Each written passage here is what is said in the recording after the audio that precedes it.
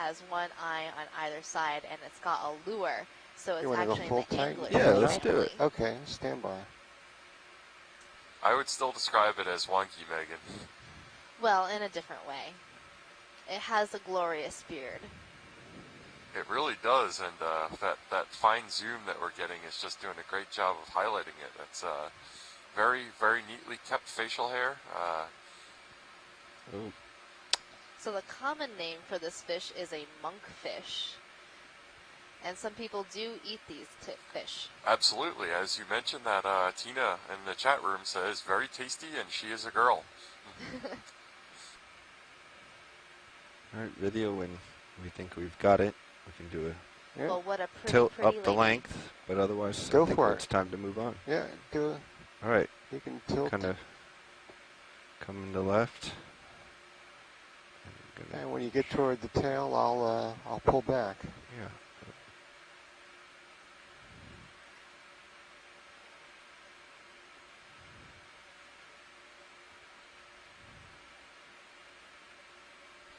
Ah, okay. So Tina on the line also said that the reason that she could ID it as a female so quickly is because the males are dwarfs, so much smaller in size. And as I'm digging deep into my biology hard drive here right now, when there's a large size difference between males and females, that's called sexual dimorphism. You are correct, Jeff. It is Clear called sexual dimorphism. All right, moving on. And we also see this in the midwater angler fishes.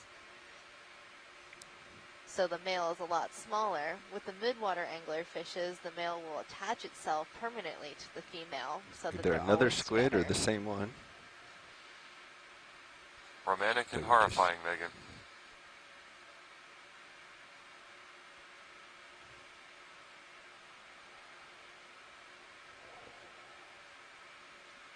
All right, Pilot, you're starting to push forward. How do you feel about another move? Let's do it.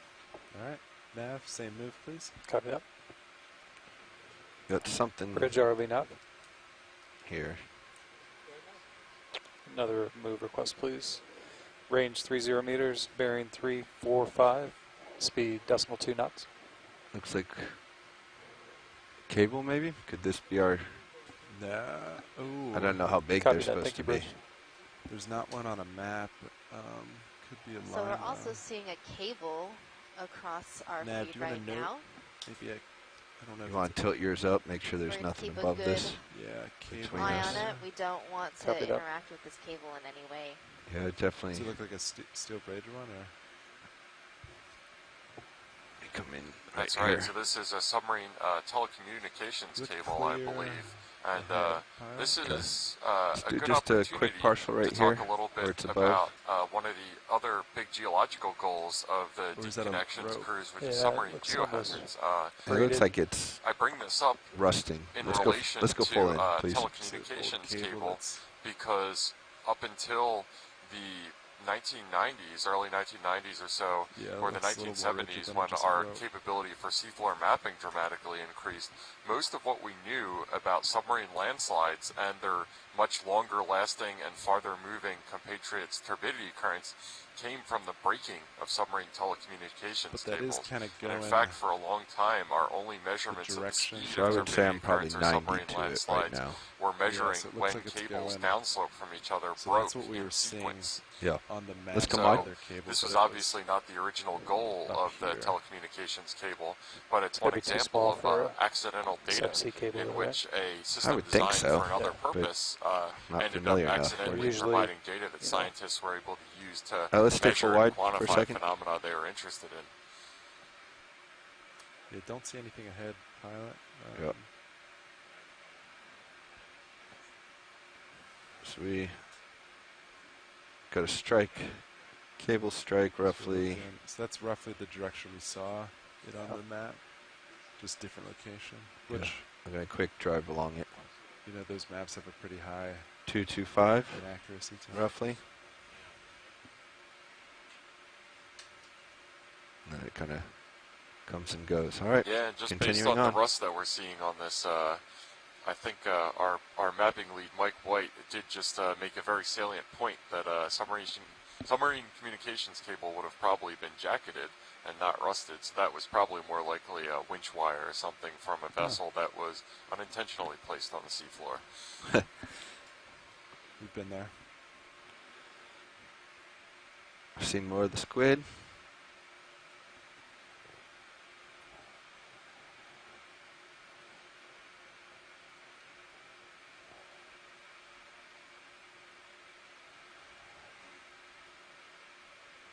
This looks like a great active field of those short-finned squid that Mike on the phone were telling us a little more about, hanging out on the bottom and conserving energy in between pursuit of meals. We can dub this Squid Saturday. You can go and back that to comes removing directly the in skids sequence video. after Octopus Friday, in which it should be noted that Megan was wearing no less than 4 articles of octopus-related clothing yesterday. Nobody on this vessel is a more enthusiastic participator in Octopus Friday than Megan. That's right. Gotta represent. So Nav, what's our ship move looking like? We should be all stop. I'll confirm. Bridge RV now. Are we all stop? Thank you. Great.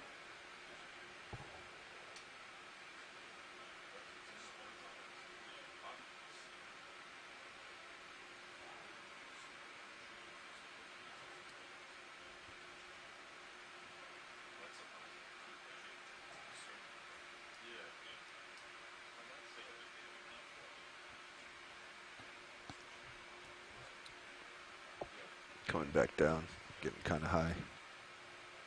Huh. That worm's moving along. Yeah, so it looks like as we're traversing here, we're coming over a lot more of the faunal assemblage that was characteristic of what we saw when we first landed. So a lot of sea pens, a lot of anemones, and a lot of those polychaete worms inside the tubes that we zoomed in on a couple times. And it looks like the seafloor substrate has gone back to this predominantly fine-grained sediment that we saw when we first landed. And it's pretty startling, the difference between the assemblage that we saw in the area where we saw that rubble field, those potential drop stones or keel scour evidence, and what we see here where it's uniform fine-grained sediment characterized by benthos living in or on the fine-grained seabed.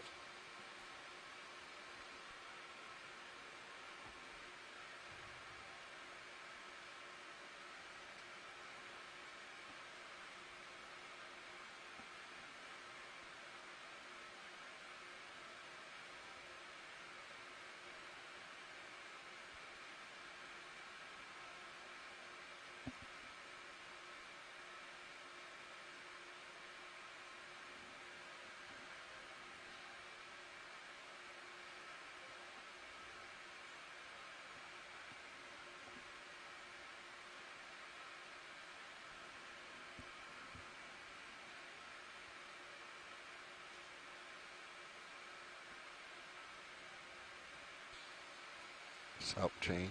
And I should also just note that the density of fauna on the seabed is appreciable.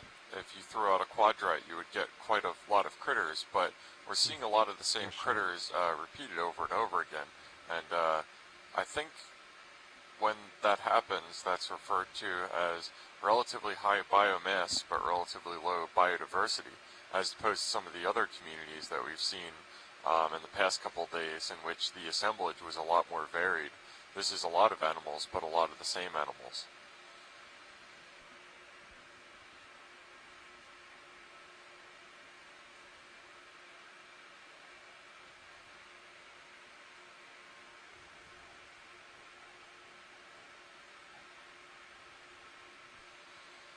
If this was a game of Pokemon that we were playing right now, this would be a lot of Ratatats and Weedles, is what I'm saying.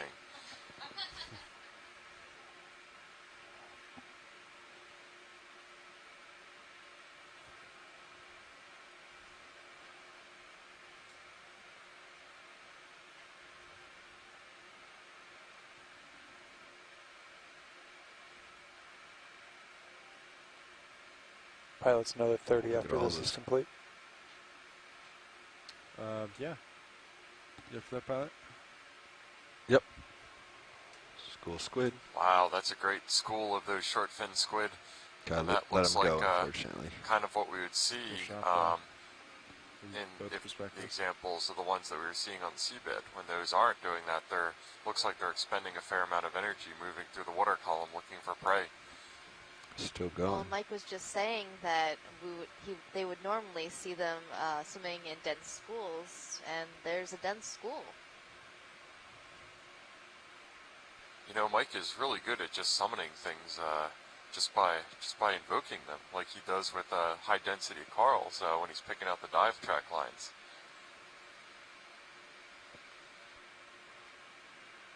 Do you think that trick would work for gold doubloons as well?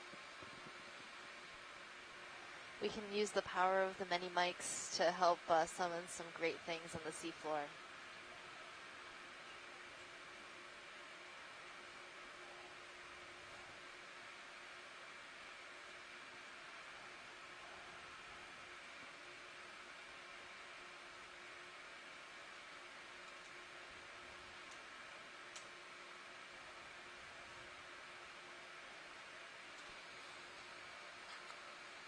So while we're traversing over this seabed in which we're seeing, ooh, it looks like a fish. Sorry, I've been distracted. Oh, this is a different fish. This is a type of rat tail fish, possibly Mizumia. Go for it, video. And Megan, if I'm recalling an extremely notable quote from the other day, you described these as the lions of the Serengeti of this environment. Is that correct? Yeah, so those are Yeah. for the big Corphinoides fish. These ones are a little smaller, probably not the largest apex predator in the area. And it does look like we Good, see Rich. a little bit more of that distinctive yellow plant-like matter that we were focusing on a little copy bit that. earlier, which Stand has by. been tentatively identified as seaweed in our chat room. Well, Looking we for a are heading pretty change, close pilots from up top. to shore into shallow water, so it Comfortable with does that? make sense that What, sorry, currents could repeat? have brought They're this requesting plant a heading material, change. seaweed, How much? down to these depths. Let's come on. Bridge ROV now. How much of a heading change? Copy that. Stand by. 30 degrees starboard. If they need it, yeah. Copy that. Copy that, Bridge. Yeah, we're comfortable with that change. Thank you. Copy that. I'll call that move in once Tyler, they're can done we with their zoom heading that change. mottled Sounds fish? good. Thank you.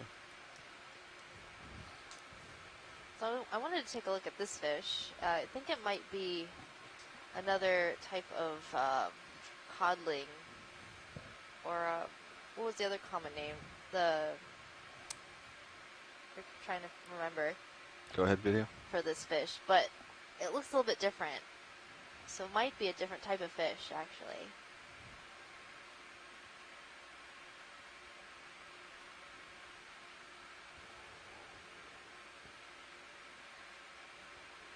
So I'm not seeing that long ray fin on the top of the dorsal. Another school of squid coming by. Yeah, you And can it is see sitting just here the edge quite of the Suez, calmly. yeah. Does anybody know what this fish is?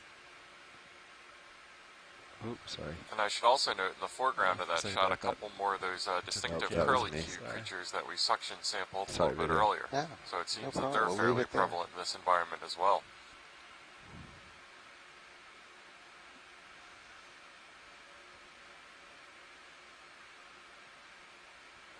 I think that's a good shot. Come back a little.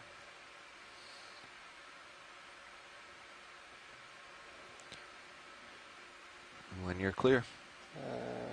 5, 4, 3, 2, 1.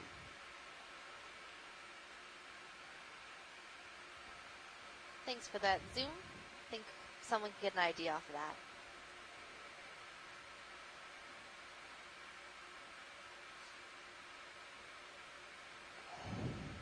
You're welcome, watch lead. Yeah, please call out anything else you'd like to see closer.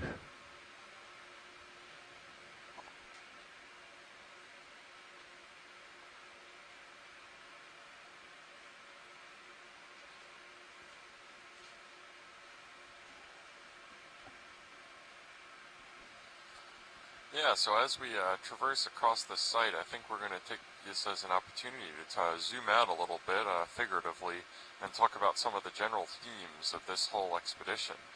Usually it's so thrill-a-minute down here, and we're seeing new stuff every moment that we don't get a chance to kind of pause and reflect on why we're doing this and kind of place it into context. So, this cruise in general, we're working, it's a trans-boundary exploration cruise, and that's just a fancy way of saying that we're starting in Canadian waters and we're moving on to U.S. waters. And this is a great program that benefits both the Canadian side of the border as well as the U.S. Side of the border, because, as has been pointed out a number of times, biology does not respect geopolitical boundaries. I'm going to put that on pause right now. It looks like we have a neat elasmobranch here.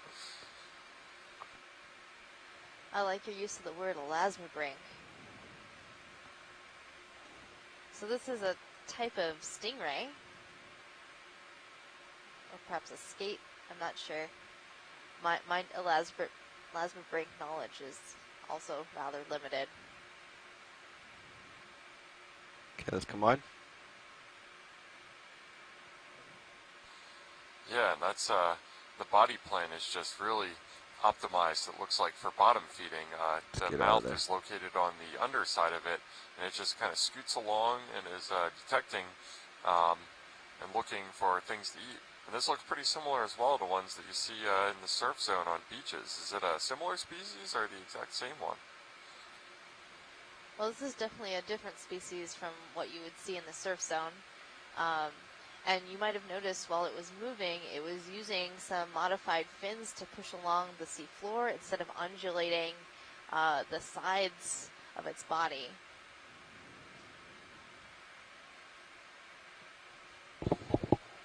Pilots, looks like we're about halfway through that stingray. Those in the shallower waters can give you a nasty sting, and are the reason why the stingray shuffle is recommended when you're in the surf zone in areas where they're prevalent, and just sliding forward with your feet instead of stepping down when you might step on one unattended who, out of fear, ends up stinging. Wow, what do we have here to the left? Oh, that was pilot floating an enemy. Wow. Hey, Pat, just heads up. You're starting to get a little bit out there. Yep. I think you're at your edge there. All right, video, let's try this again. Go ahead.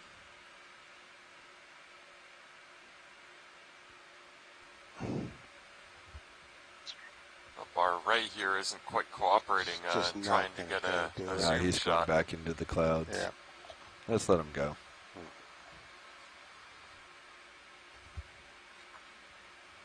Let me get out of this. Thought I could let it clear and come back, but seems our current has dropped a little from what we had. Yeah, it definitely seems that way. So continue on with what I was saying earlier about biological organisms not recognizing geopolitical borders. There's no good reason from a scientific perspective to only limit studies to one country, but because that's how scientific organizations, agencies typically work, is within the constraints of their country, except in informal collaborations between scientists internationally. That's typically how work ends up doing. And what that does is it creates kind of an artificial national imprint, international imprint on the research distributions at which everybody's sites tend to end in the waters outside of their country. In this case, we've deliberately taken the approach to involve Canadian scientists in the form of the Department of Fisheries and Oceanography, the Canadian Geological Survey, and other partners, so that we can get the expertise operating off of these waters, off of Canadian land, and integrate that with our knowledge once we start making our way down the coast into the New England area. So in this way, we just get a lot more better and continuous picture, as it would have been a number of years ago when these agencies were kind of working in a vacuum. So that's reflected in the name of this expedition, Deep Connections, which is a reference to both the U.S.-Canadian connections that are being forged through this this expedition, I've gotten a great rapport and learned a lot from our Canadian colleagues at DFO and the Geological Survey, and also to the target items on this geologic features on this cruise, submarine canyons and seamounts, which are the connections between the shallow continental shelf areas and the deep sea. That's full tight.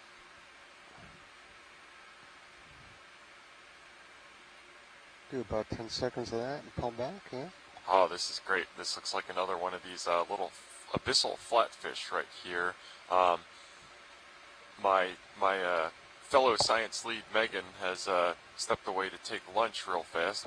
These dives tend to be quite extensive, so okay, carrying on. Biology does play a role on the top side here as well. So I can't get the normal biological consultation that I've become so accustomed and used to at this point. We're still moving. Yes. Oh, the heading change. We've got about 10 degrees left.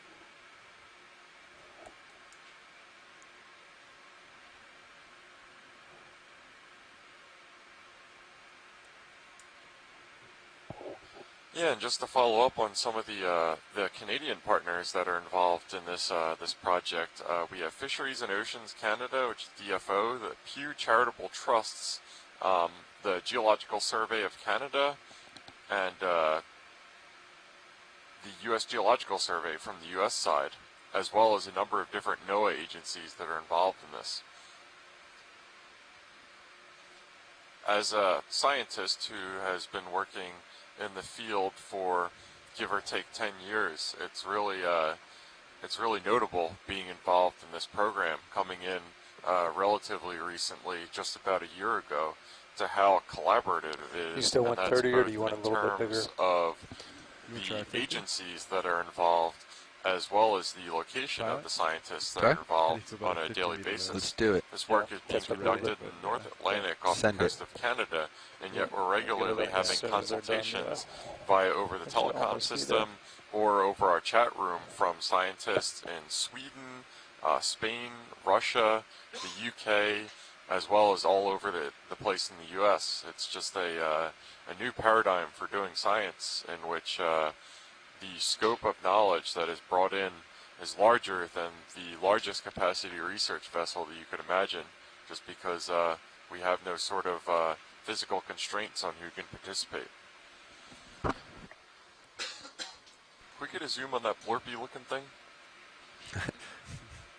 I assume the top of screen one. Yes, please, that's the one. This looks like another monkfish that we were seeing earlier. Putting into play what I learned from our colleague Tina in Russia, I would assume it would be a female one. Copy that. Thank you, Males Reg. We'd are like to quite make a small. move request, please. Like range 50 meters, looks like bearing another butte. 345, and speed 2 knots. These are apparently quite valuable commercial species. Copy that. Thank you, Bridge. And we're trying to get an identification here in our chat room. There's some debate about the specific species that this All right, pilots, monkfish we should is. be moving here. Go ahead, video.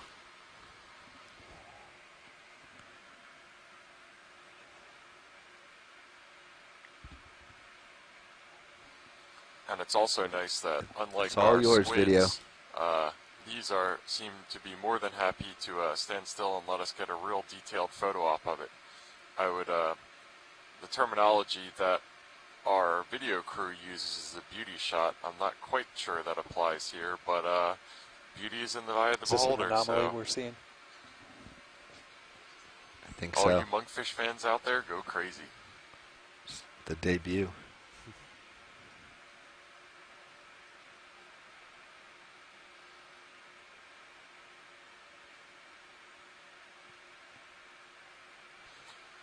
And we do have a tentative identification from the chat room of Lophius americanus for this particular monkfish.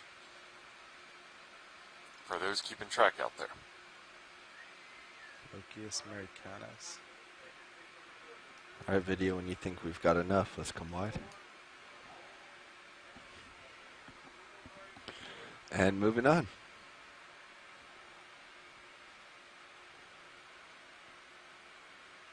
Yeah, and it looks like to our right here we have another one of those large tube anemones. Was made itself a little home. It looks like within a depression on the seafloor is that it's settled. And I can only freely speculate whether it was associated with that. It's a rock that they're settled on. Can we get a zoom on that rock? Screen. Do you want to follow you? Yeah, if you want to. Do a quick turn. Video, let's do a quick partial here. Great. So this is another one, just kind of these islands that we've been seeing here. And I say island because it's a rock of hard substrate in this area. And in the chat room, the thought is that a drop stone. That would be my exact same thought. Whenever you're getting this kind of thing where you have a large clast or an individual large stone in an area surrounded by extremely fine sediment, we know that that didn't get there by any sort of current process. Obviously, you can see the particles floating by the screen. That amount of current isn't going to be able to transport a stone like that, so some other process must have been prevalent. Thank you. And the anemones have taken full advantage of this hard substrate to get a little bit above the current in this area.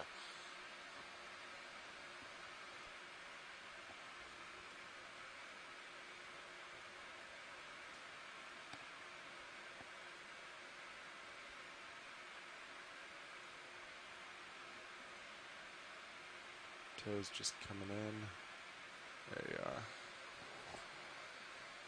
So we've had a question for how far we've traversed up the survey line. It looks to me, from looking at our map and our real-time ROV location, that we are about 30%, give or take, up the survey line so far. Pilot, can you confirm that? Nav's going to work on that for you. Thank you. Yeah, Nav, so just measure from the, I guess, waypoint 1. I know. To get, yeah, you need your... There's a lot of momentum to stop, but we haven't seen this yet. Yeah, grab your arrow guy. Just measure. Just do 2 Sirius, or SD2. Oh. I'm not sure he's going to stick around. So that's about decimal 1. Alright, video, let's snap. Maybe it's enough of an ID. You can change, see this selector up here. We're going for the shrimp. Miles to meters. I don't think we're going to be. Let's go wide.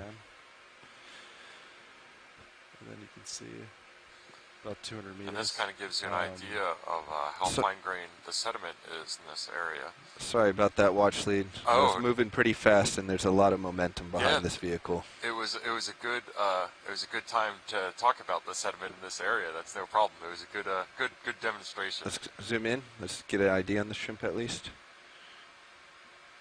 Watch lead, that's affirmative. We were about halfway between waypoint 1 and waypoint 2. Great, thank you. Yeah, 200 meters. Can you go full, Art, please? Probably just heads up. You are looking back at me there. Yep, okay. Might get spun up a little bit. All right, that's good for ID. I got to move on. Come on. Yep, and that looked like a small crustacean that we were seeing, a little shrimp on the seabed. I don't believe that we've seen something like that so far on this this particular dive, but it makes sense. They're common associates of these anemones, I think, from what I've seen so far. Okay, pushing out. All right. Yep, and as we continue to slow transit up our planned survey line, we're getting a lot of the habitat distribution and the biologic distribution that is characteristic to this area. Are we looking for bigger moves to get to waypoint 2 faster? If there's nothing, I think a lot of this we've already seen. Yeah. So yeah, I think, yeah, in that case. But I need to turn 15 degrees port.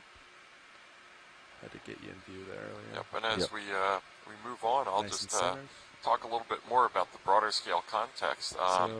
So this entire program from within NOAA, the National Oceanic and Atmospheric Administration, is called OER, or the Ocean Exploration This is, I think, and Research Division of NOAA.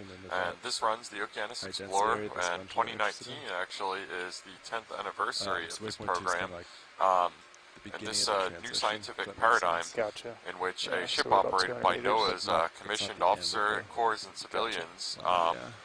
participate in lifetime telepresence with shore-based scientists If you guys are comfortable, we'll call another to 50 enable the once entire this one's done. scientific community to participate Sounds in good, man. cruises that are normally Sounds good to limited pilot. to whatever Copy that. scientific personnel you can cram onto a vessel. The activities that take place on this vessel include ROV dives, such as on this cruise. There are also dedicated mapping legs of the cruises that we've had one before for deep connections, leg 1, It's not during here. which the seafloor and shallow subsurface are mapped.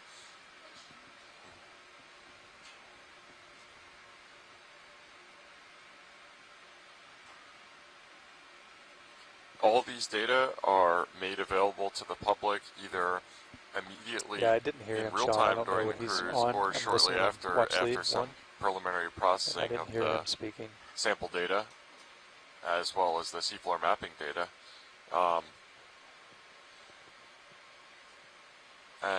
This whole program wouldn't be possible without participation from our shore-based scientists.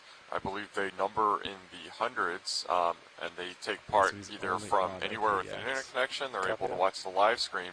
There are also several exploration command centers on land at Do we various normally touch on locations, that Rhode for Island, communication the University between of the front row Hawaii, and back Full row? video if you'd like. and So we as don't, well as Stennis, but Mississippi, science does, so it's kinda for like, I think of it scientists as to like the convene science and channel. watch Gotcha. the live They stream run and on shore. participate. So they all kind of talk through that line. And Okay. then unless we like introduce ourselves or answer questions, we usually do not talk on. Right. So when he was asking, And we've actually had call back to watch some lead of our to OER Sean. colleagues Sorry, on land Yeah. participate in the opening I just of didn't the hear new him ask that ECC over the watch Exploration lead. Command Center okay, yeah. So- right in Dartmouth, right across from Yeah, that's Halifax. That was exciting. Again, just kind of underpinning the fact that this is not a All right, I national think we can activity, probably this is move an on. international activity. Yeah. That's what Deep Connections is all about.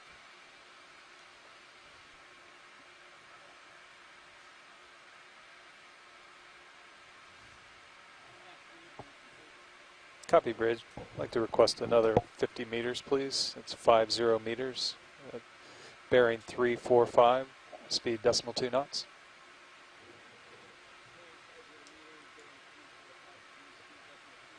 Copy, Bridge. Thank you. Yeah, so our experts in the chat room have been identifying and working with the type of corals that we have endemic to this area that we've seen. Those include species Flabellum, Angulari, and McAndrewi. The ability to get this expertise crab and this disappeared. identification in real time is really unique to this program.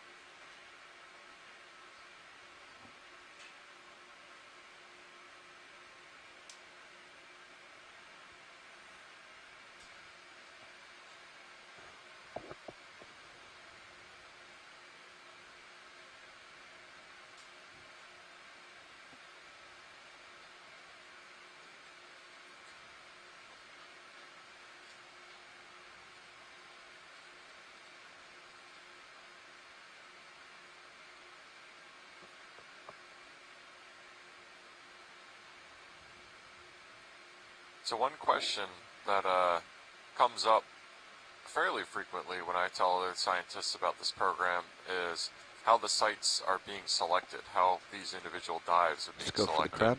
crab. This area, it's kind of good to bring this into context because it's different from a lot of the areas that we're diving on. Submarine canyons, seamounts, and generally steep areas with a lot of relief.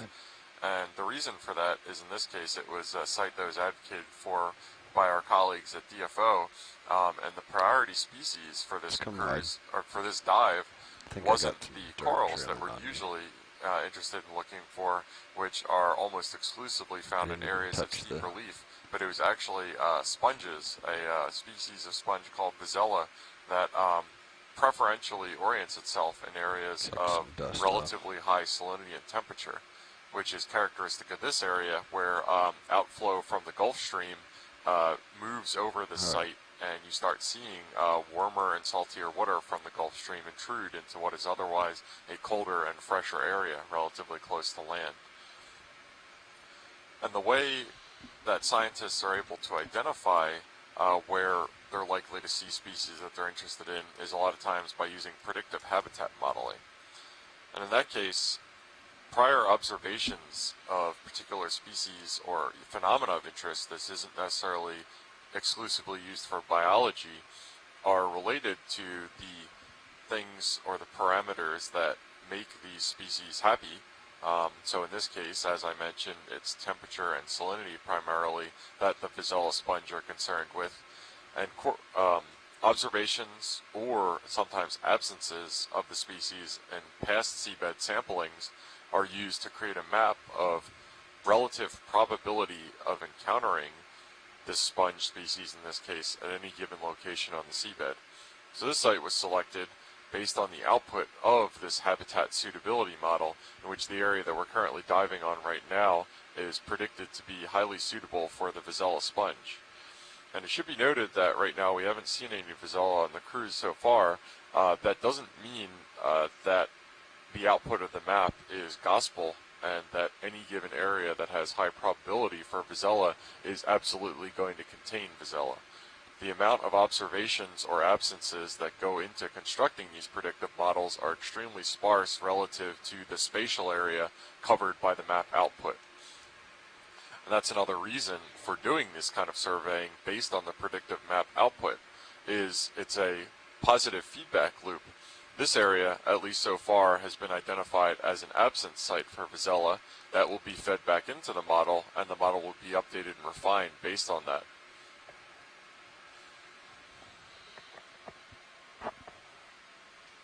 About halfway through this move, pilots. Copy that. Thank you, Nav.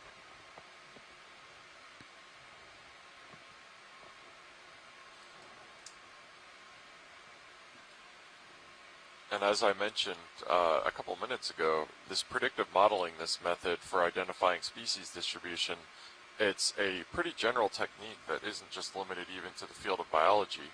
My research is focused on submarine geohazards, submarine landslides, and I use a similar methodology in terms of taking observations of landslides and then looking at the parameters that are predictive of occurrence of submarine landslides to generate geospatial maps of where we might expect to see or not see seafloor instability.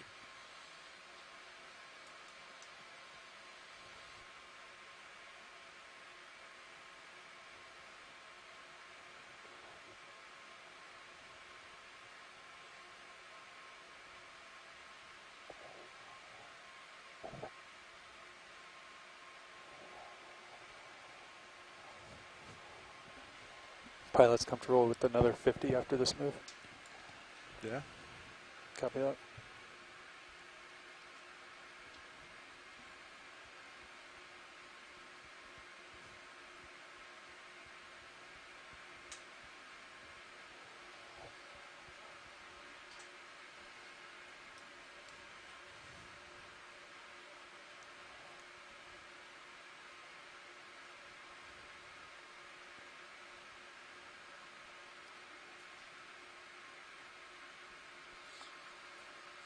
Just to circle back around a little bit to the general OER program and the mission statement. This program is a lot different to the science that I'm doing on a regular basis in one fundamental way, in which these cruises and this research, this data collection, is not hypothesis-based. Everybody is probably fairly familiar with the scientific method, which is making observations, generating a hypothesis based on those observations, testing the hypothesis, and then repeating in a loop. In this case, these missions are exploration missions, not direct hypothesis-based research missions. So what that means is that they're focused on areas of the seafloor that we have extremely poor knowledge about. In this way, what we're doing is kind of filling in gaps in areas where the least amount of data is known. This is a persistent problem in the scientific community, in that people are interested in particular problems a lot of times in highly active or explored areas, so it results in areas of the world in which we have very little knowledge about. So the OER program is about identifying these knowledge gaps, going there, filling in gaps in the seafloor in terms of seafloor mapping, as well as in situ observation, of which this sort of video surveying as well as the sampling that we do play a role in.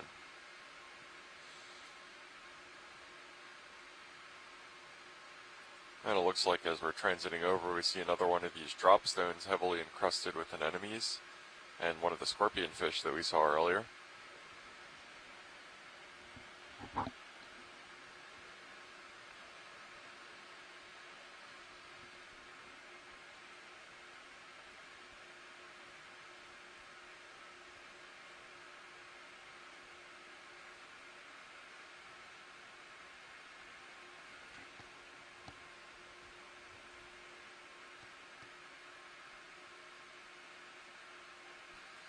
And another school of the short-fin squid that we've seen around as well.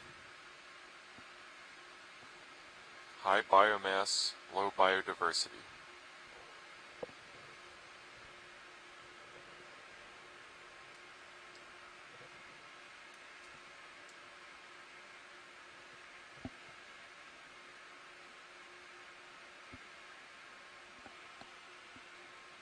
Is that your auto heading just blipping out? Yeah, it's been doing that. I'm not sure why. This is a really dense school of these squid that was we're the biggest one transiting I've through seen, right now. Really neat. Oh, And Mike Vecchione Copy, on Rich, the phone thank you. did note Like to that the request another short-fin 50 squid meters, are commercially important bearing species, 345, and that stands to speed reason that decimal makes 2 sense knots. based on the density of them that we see in this area. This is generally, as our DFO colleagues informed Copy that, us, Rich, a thank you. pretty productive fishing area, particularly upslope of where we are right now. Let's get a snap here. I think we've seen it, but just in case. And that makes sense considering that this area is part of the confluence of the Gulf Stream and water coming down from the south. Generally speaking, any areas where you have water masses meeting tend to be productive areas. You'll Okay. get upwelling of That's dense, good. rich Carry nutrients on. from the bottom water and downwelling of the saltier, oxygen-depleted water at the surface that does contain marine snow and biologic yeah, particulate. I think a little more than normal. It does like the quick, like a half-second rotation away from auto heading, and then it just like immediately corrects itself. I know we've seen it before, but today it seems like it's a little more Frequent. common. Yeah. Is that actual rotation or just instrument rotation? It's actual, so I think I don't know if it's a set point, but for like a fraction of a second, and then it actually tries to rotate To that. before correcting itself back. Yeah. So you'll see, like right there, it's like a very Yeah. small one, and then it just slowly comes back.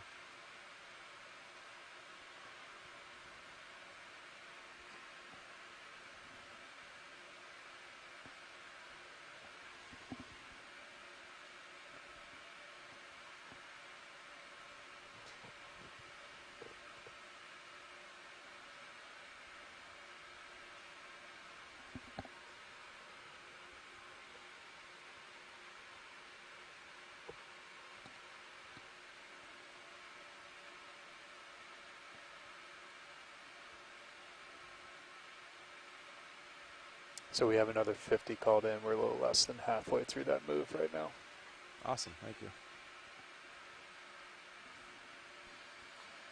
And this site, the Vazella You dive, can push past the skids so if you far want, the Art. search for Vazella still continues. But I should reiterate that I think the calibration and the ruler for success of a dive such as this, finding the species that we're interested in or whatnot, getting an absence of the species, especially an area predicted to be relatively high, so this move should sometimes take just us as right to important the as edge of getting a presence. the waypoint 2. The only way to calibrate a model is to not only get a measure of where things are going to be, but where things aren't going to be. So getting equal amount of these data in both terms of presence, we know there is this given species here, as well as the absence, is critical for a predictive model that works well. I think so. And to put that into the broader context of NOAA Just OER the activity, default radius when for you drop a example, waypoint. You can we change have a that large size. predictive model for both the Atlantic margin as well as the Gulf of Mexico for deepwater coral habitat suitability.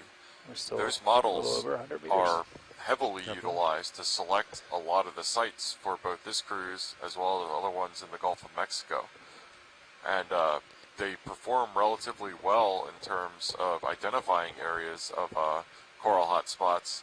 That's going to be a lot of the ones that we're diving on further down the U.S. Atlantic margin. And that couldn't happen without good observations of both absence of coral and presence of coral. A lot of times in areas you will have several factors that are important for success of one species at high levels, but at the same time there are other parameters that aren't as suitable, and it will result in there not being species there. The suitability will be low, but you don't actually get those measures until you actually get ground truthing data, rock as my such as we're getting right now.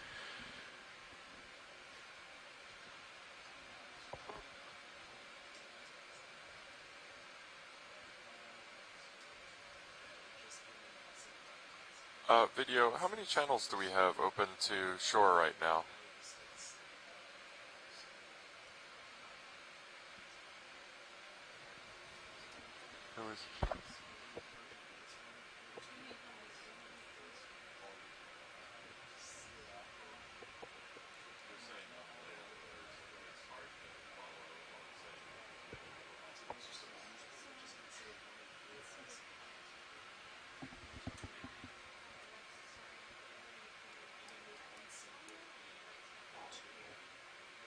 Look at that, and they're gone.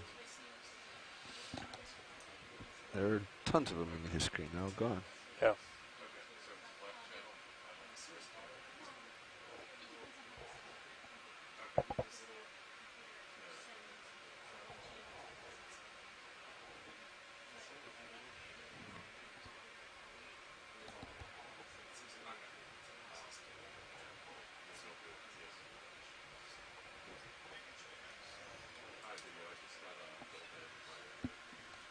Oops. Hi, video. I just got filled in by Emily on the audio channel thing. I'll relay that information to land.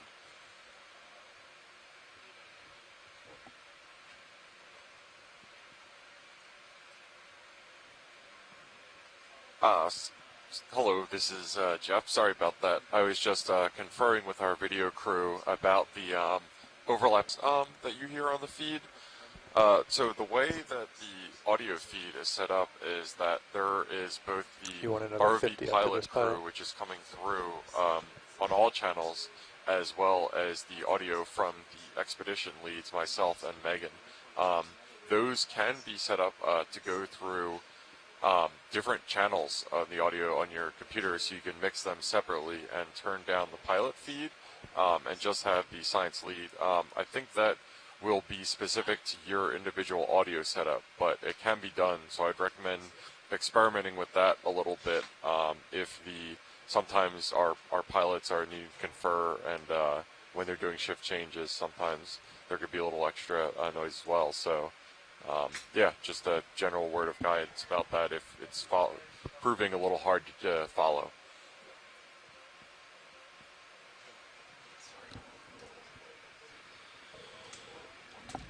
Hello, Bobby. Howdy. We're on the hunt. All right, I'm going to so, turn off some lights here and just see if it makes you more beautiful. Check-in, just in case you happen to be joining us video. recently. We are traversing over a area of the continental shelf upslope of submarine canyons, which is a little unusual for this expedition, given that we're generally focusing on submarine canyons and seamounts. In this case, we're on the hunt for a particular species of sponge known as the Vazella, which DFO is interested in doing biological surveys and censuses for. We haven't sighted those thus far. We've seen a really dense community of anemones, polychaete worms within those distinctive tubes that you see littering the seafloor all over the place, scorpion fish, as well as short-fin squid we've seen a whole lot of.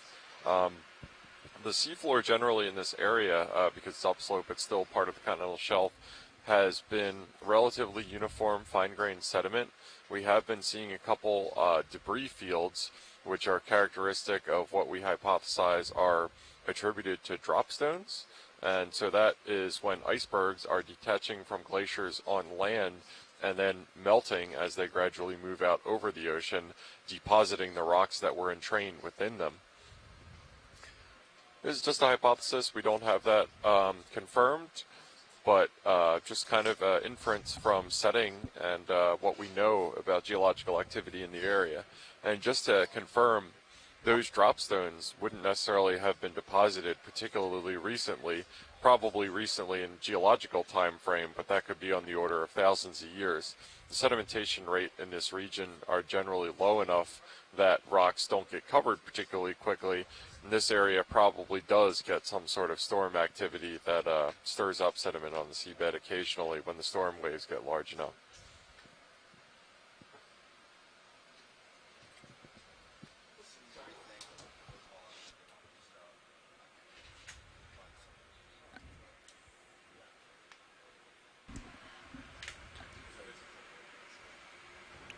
Levi. Hey.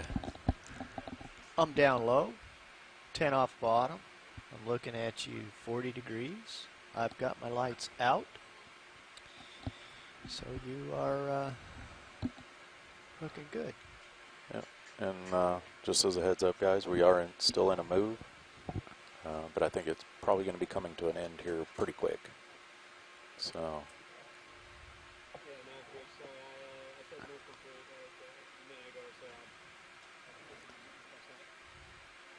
okay, Bridge. Roger that. We were probably in shift change. No, I appreciate the update. Thank you. Received. Thank you. Whoops.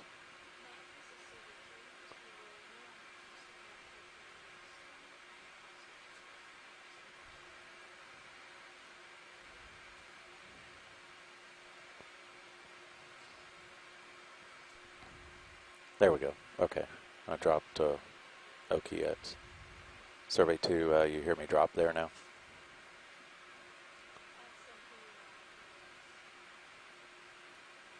Okay, stand by. I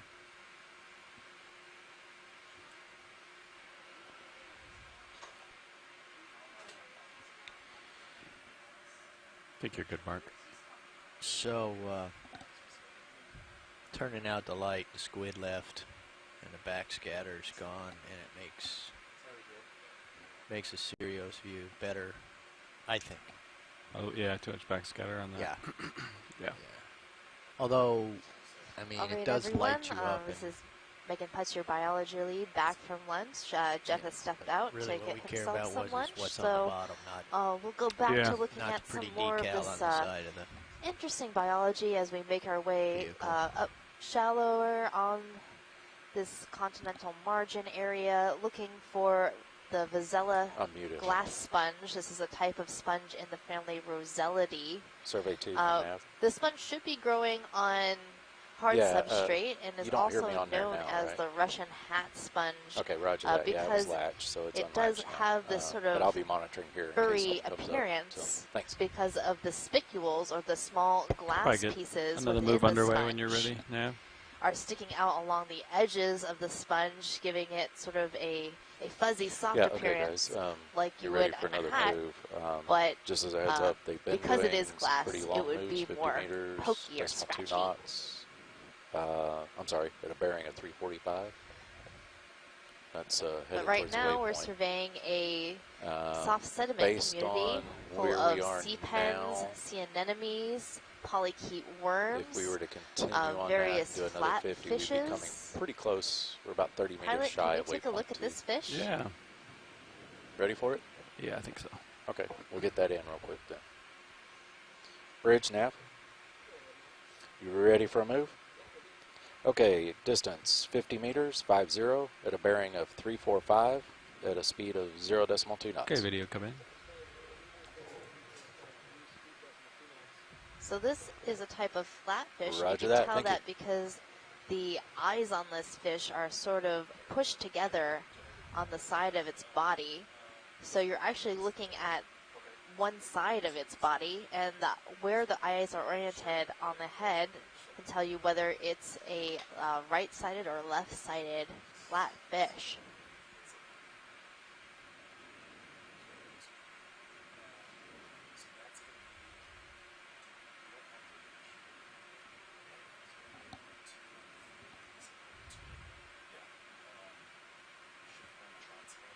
So these fish spend their lives laying on the seafloor, just as we're watching this fish doing. They can swim, and it does look a little funny when they do, because of the way their bodies are modified for hiding on the seafloor. Glad my eyes don't migrate. We're also seeing some pink sea pens, known as pennatula. Sea pens are called sea pens because they have a long peduncle that goes down into the sediment, anchors it there. And if you were to pull one out, it would sort of resemble a pen that you'd use for writing, with the feathered tip of the actual animal above that we're seeing right now, giving it a look of a old-fashioned feather quill pen, which is why scientists of old dubbed them the sea pen. Hey, video, when you're clear, you can come wide. We'll keep moving here. Ship's on the move. Things are happening pretty quick here. We're got 340 wire out, so things happen fast. Yeah. I see a target undersea cable. I don't know if that was sighted. I'll check in with Nav when he gets done with the brief. And this area seems to have a dense population of shrimps swimming around. They're all over in the view, and that's likely because there is a lot of food in this area for them to eat, which is why we're seeing such a dense community of animals. Other fishes we've been seeing are codling fishes, like the one that's swimming in screen right now. Here. So I'll quickly They're pass also, on while we're kind of moving here. Usually associated closely to the the bottom. waypoints are actually We also showing saw an a area that we number want to of cover. scorpion They're looking for a fishes hotspot somewhere that are in also those known to waypoints. squat on the bottom. So, and then just as a note, we kind of want to watch our depth. We're not going to come much above 300. And the scorpion fishes are those orange fishes that you're seeing totally sitting awesome. Like, in little you know, divots. Copy. You know what I mean? Yep. So, anyway. And there are numerous anemones spotted just to about. be aware, there is an undersea cable. Throughout the dive, we it's a saw little ways some away. anemones They believe they pop saw off one the bottom earlier. and float away. Okay. So just be on the lookout. Pilot, can we zoom on the fish on the left-hand The side? last report too was black it's and been white one? pretty flat Absolutely. like this. So I think this fish is a different kind of fish than what we saw before. Looking at you 40 degrees. It might be related to the green eyes. Come in, video. You can see it has a sort of iridescent color.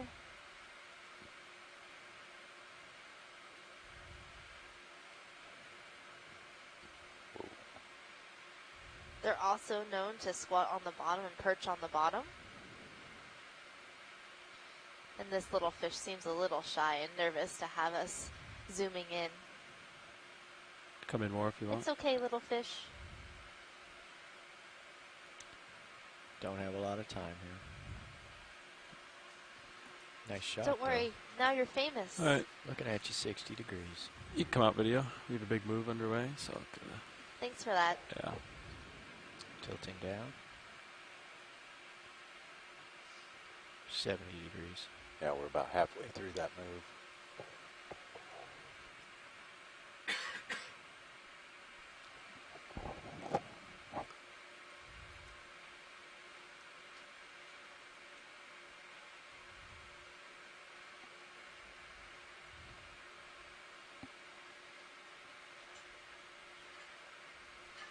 So that little mottled fish looks like a couple of fishes that I know from the Pacific Ocean.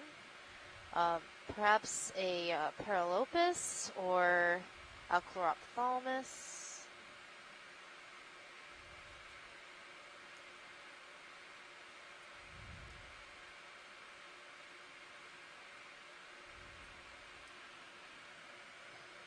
Maybe we can get a fish